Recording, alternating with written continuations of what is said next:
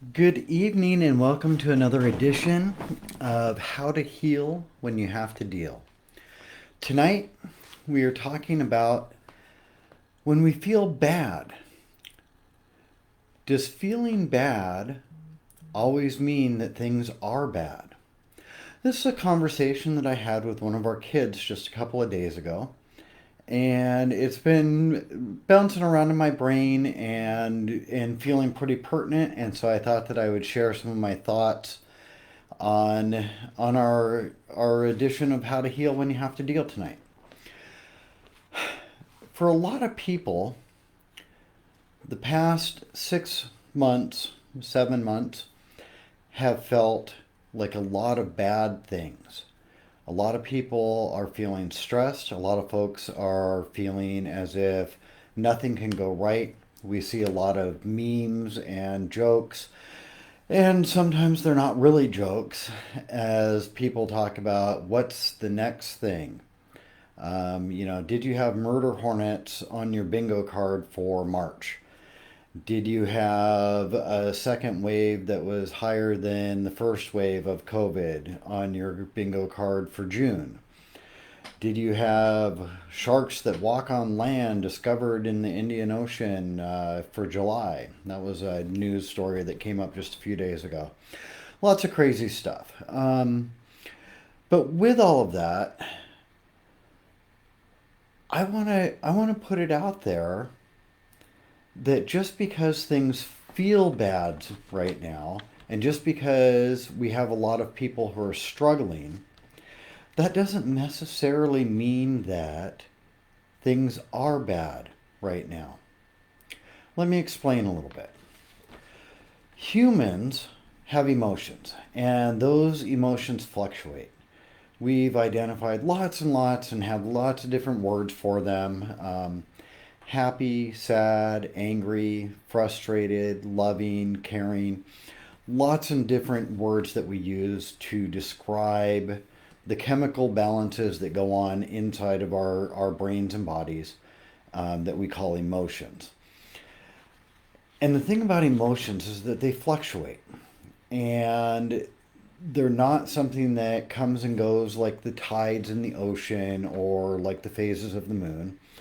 They are something that fluctuates on a regular basis, and they are something that, when we're intentional, we do have some control over them. So, if we are driven only by our emotions, we would be changing courses on a regular basis, not just daily, but multiple times a day, maybe even multiple times in an hour. Um, I myself have gone from being super happy and feeling good about life to feeling really down and feeling like, wow, I just can't seem to get a break and nothing's going right in the course of just a few minutes because of outside factors. But as I've learned more through the course of my life about what drives my emotions and what I can do in order to maintain some balance, um, it allows me to manage the reactions that I have when I'm feeling those emotions. And it's actually built my confidence a lot in my ability to regulate and to sometimes dysregulate, because those are both important things. We need to be able to regulate in order to get along with others. We also need to be able to dysregulate. And by dysregulating, I might mean that I get all excited and I go to, like a sporting event is a great example. We dysregulate on a regular basis and we go way out of our normal operating zone, and we get excited and we cheer, or we get frustrated and, oh, why did we choose that? Why did the Seahawks choose to pass on that last play of the Super Bowl rather than handing it to the best running back in the league? Okay, so that might be a little personal for those of us in the Seattle area who watch American football, but the idea there is that we do dysregulate. On the other hand, we also dysregulate go in the other direction. Sometimes we say we just need some quiet time. We just need to be able to bring ourselves down, we go to sleep on a regular basis. That's another form of dysregulation. And having control and understanding around things that we can do for ourselves in order to affect our emotions gives us a feeling of confidence. Part of our society today, especially with social media, is that there's a tendency to put on our image armor. Our image armor is that sense that we try and give others, especially on social media. We want them to think that everything is great about our lives and things are going just fine.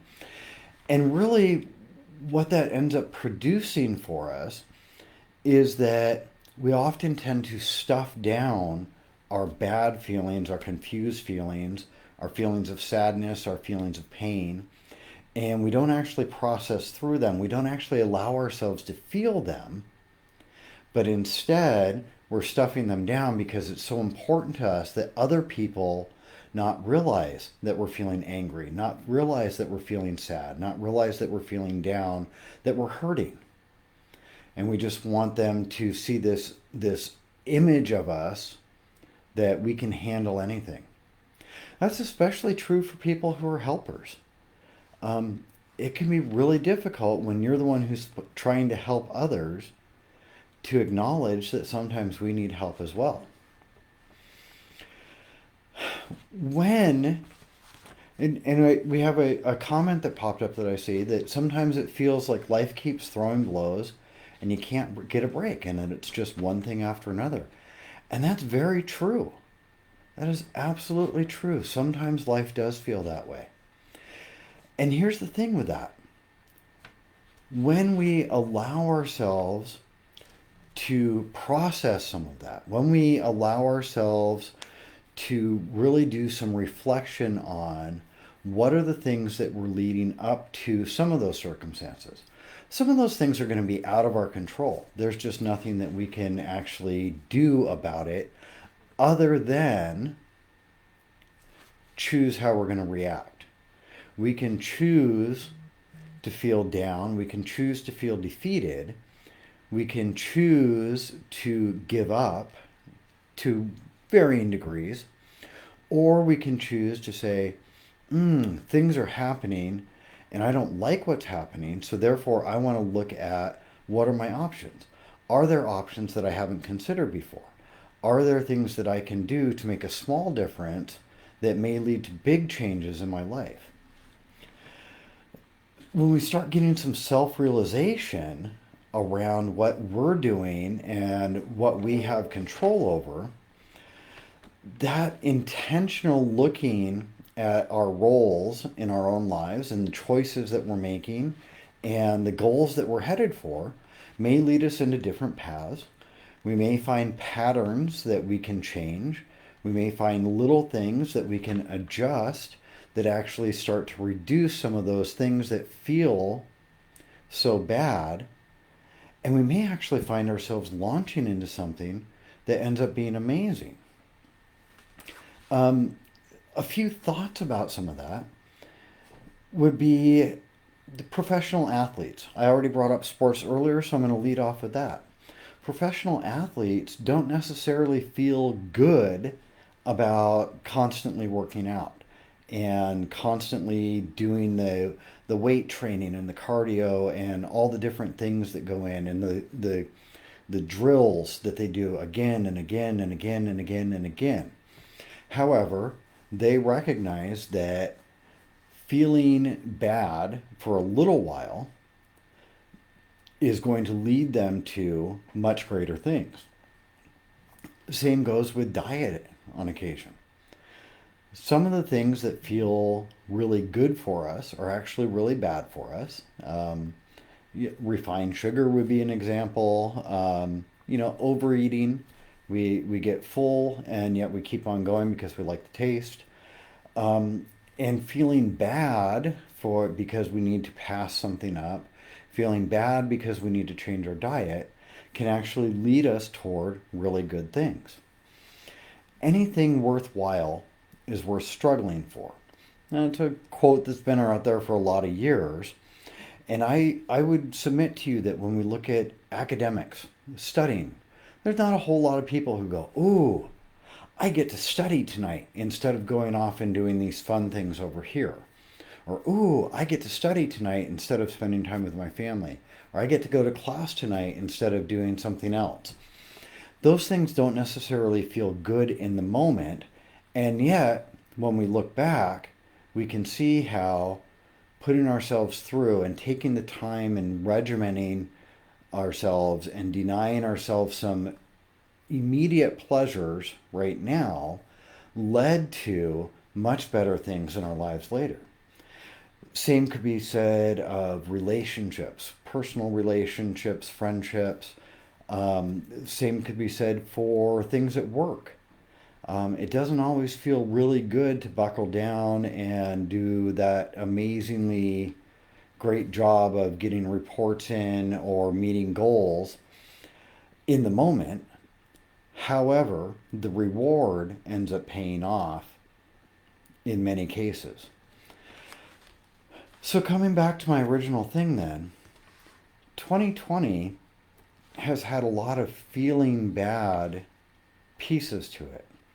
We've had struggles with the economy. We've had struggles with dealing with limitations that are going on, whether personal choice, whether government mandated, whether stores, whether activities, whatever it might be, the limitations that are around those. We have had a lot of issues with coming to grips with a lot of the racial tensions and disparities that have been going on. And all of these different things have been piled up on top of each other. They felt like those blows that you just can't get a break from. And it's just one thing after another. And oh my gosh, what's next? What's going to happen? And yet, I truly think that if you'll forgive my dad joke for a moment, 2020 hindsight is going to show us that this year ended up creating paradigm shifts that have made our world a better place.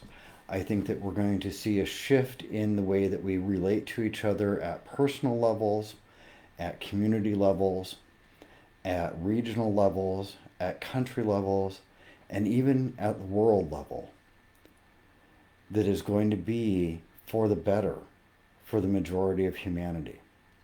So I would encourage you, as you're going through and as you're getting those blows that feel like you just can't seem to get a break, look at the patterns in your life.